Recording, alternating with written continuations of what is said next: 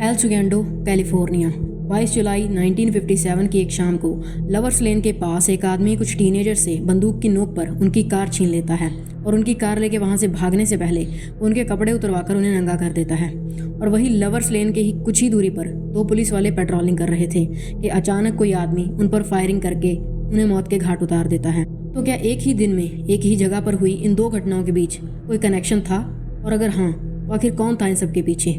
चलिए शुरू से जानते हैं। 22 जुलाई 1957 की शाम को 4 टीनेजर्स, जिनमें 2 लड़के और 2 लड़कियां शामिल थीं, लवर्स लेन के पास अपनी गाड़ी से जा रहे थे। ड्राइवर सीट पर रॉबर्ट बैठा था और वो काफ़ी धीमी रफ्तार से गाड़ी को चला रहा था। उसकी साइड की विंडो आधी डाउन थी कि थोड़ी ही देर में एक आदमी उसी विंडो के थ्रू उस पर रिवॉल्वर तान कर खड़ा हो जाता है। रॉबर्ट की आंखें फटी की फटी रह जाती हैं। वो तुरंत गाड़ी की ब्रेक लगाता है।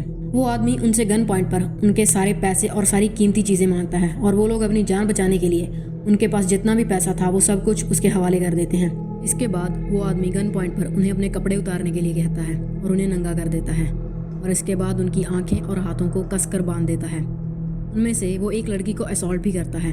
वो 4 लोग बहुत ज़्यादा डर चुके थे। उन्हें पता था कि ये आदमी आज उन्हें यहाँ से ज़िंदा छोड़कर तो नहीं जाने वाला, पर फिर भी वो मन ही मन ये दुआ कर रहे थे कि कोई चमत्कार हो जाए और उनकी जान बच जाए।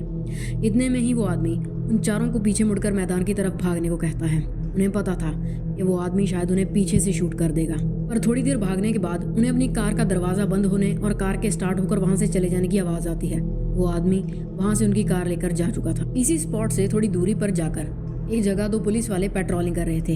इन पुलिस वालों के नाम थे रिचर्ड फिलिप्स और मिल्टन कर्टिस। तभी ये दोनों नोटिस करते हैं कि एक गाड़ी रेड लाइट को क्रॉस करते हुए जा रही है। वो दोनों उस गाड़ी को रोकते हैं और उस ड्राइवर को गाड़ी से बाहर आने के लिए कहते हैं।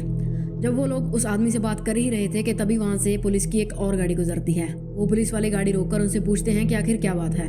तो फिलिप और कर्टिस उन्हें कह देते हैं कि कुछ खास नहीं, बस एक रेड लाइट क्रॉसिंग का मसला है, हम देख लेंगे। इसके बाद वो गाड़ी वाली पुलिस वहाँ से निकल जाती है।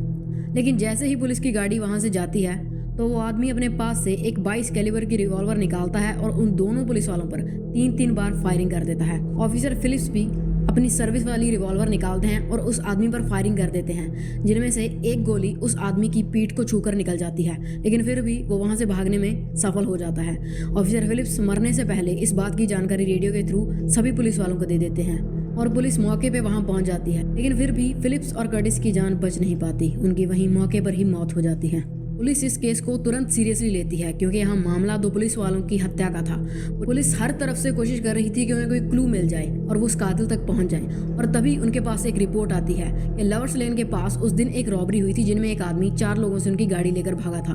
पुलिस को ज़्यादा देर नहीं लगती है जानने में कि ये गाड़ी लेकर भागा हुआ आदमी वही था जिसने उन 2 पुलिस वालों की हत्या की थी। और अगले कुछ ही मिनटों में पुलिस उस गाड़ी को भी लोकेट कर लेती है। ये एक फोर्ड सेडान गाड़ी थी और इस पर गोलियों के काफ़ी निशान थे और इस गाड़ी के अंदर उन्हें उन टीनेजर्स के कपड़े भी मिलते हैं। पुलिस उस गाड़ी और उन कपड़ों से फिंगरप्रिंट्स उठा लेती है इस उम्मीद में कि शायद कातिल का कुछ पता चल सके, पर पुलिस के हाथ कुछ भी नहीं लगता। पुलिस दिन रात एक कर देती है उस कातिल को ढूंढने के लिए। आम जनता से भी अपील की जाती है कि अगर उन्हें इस बारे में कुछ भी पता है तो वो आगे आएं, पर फिर भी पुलिस के हाथ खाली के खाली थे। 3 साल बीत जाते हैं मगर ये केस अभी वहीं का वहीं था।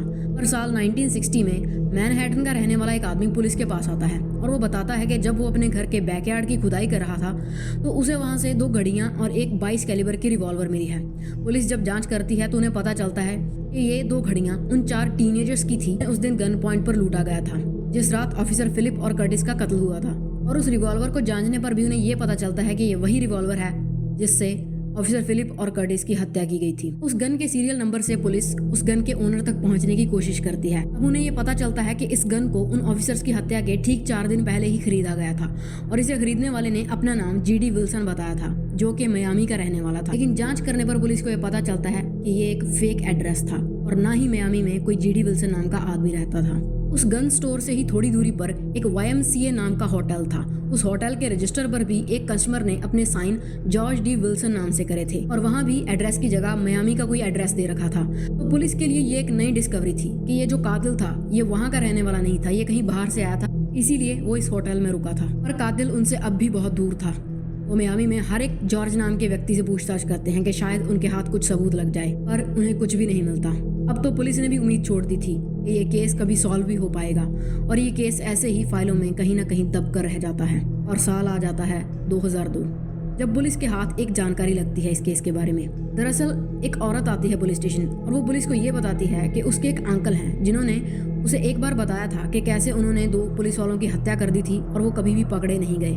पुलिस को एक उम्मीद की किरण नजर आती है कि शायद अब ये केस सॉल्व हो जाएगा, पर फिर भी अपने डाउट को कंफर्म करने के लिए वो 1957 में उस कार से मिले उन फिंगरप्रिंट्स को उस औरत के अंकल के अभी के फिंगरप्रिंट्स के साथ जो कि उनके डेटाबेस में मौजूद थे उनसे मैच करके देखती है और आखिरकार उस आदमी के फिंगरप्रिंट्स 1957 में उस कार में मिले उस सस्पेक्ट के फिंगरप्रिंट्स से मैच कर जाते हैं। इस आदमी का नाम था जेराल्ड फिटन मेसन।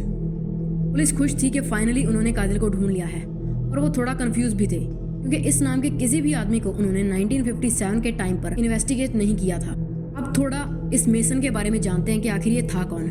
मेसन का जन्म 1934 में हुआ था और कुछ टाइम तक वो आर्मी में भी रहा था, पर उसका रिकॉर्ड कुछ खास अच्छा नहीं था। कई बार वो लोगों के घर में घुसकर चोरी भी कर लेता था, जिस वजह से उसे कई बार पुलिस ने पकड़ा भी था। और 1957 में उस केस को अंजाम देने से कुछ वक्त पहले ही वो 8 महीने की जेल काट कर आया था किसी चोरी के केस। और 1957 में उन 2 पुलिस ऑफिसर्स की हत्या करने के बाद उसने ये सारे काम छोड़ दिए थे और 1960 में बेटी नाम की एक लड़की के साथ उसकी शादी हो गई थी, जिससे उसे 2 बेटियां थी। उसने कोलंबिया में अपना एक गैस स्टेशन और एक कन्वीनियंस स्टोर बना लिया था और एक अच्छी खासी नॉर्मल जिंदगी जी रहा था।